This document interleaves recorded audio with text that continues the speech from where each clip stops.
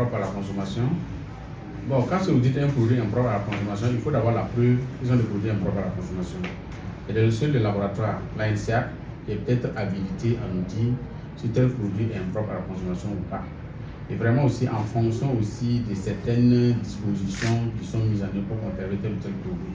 Par exemple, vous allez voir que dans ces derniers temps, nous avons saisi des produits congelés.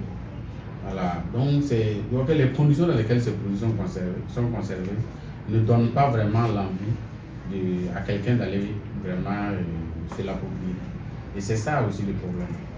Et donc, mais si vous arrivez dans un... Et puis aussi, il fallait aussi protéger aussi la production locale et encourager nos producteurs qui travaillent vraiment nuit et jour pour vraiment nous satisfaire. Donc, on ne peut pas laisser des produits qui sont produits au Burkina. Et puis, on sait vraiment la composition de nos produits, on maîtrise mieux la consommation. C'est comme aussi, je vais dire, l'approche du président, son excellent monsieur le président du Faso, le capitaine Ibrahim Traoré, lorsqu'il parle de journée nationale d'engagement patriotique et de promotion citoyenne. C'est pour dire que toute cette façon de voir, dit que lorsque vous consommez chez vous, vous maîtrisez ce qui est produit chez vous. Vous maîtrisez la composition de vos produits.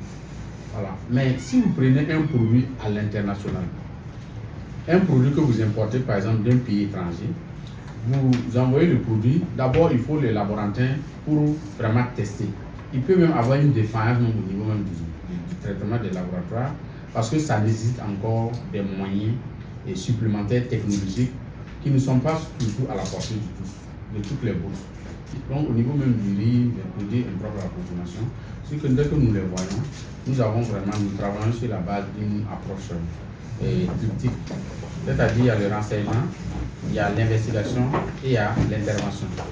Voilà, il faut d'abord étudier les risques liés à la fraude pour voir est-ce que l'environnement qui est là, est-ce que les conditions dans lesquelles cela s'est fait, est-ce que ça nous permet de dire que c'est la fraude.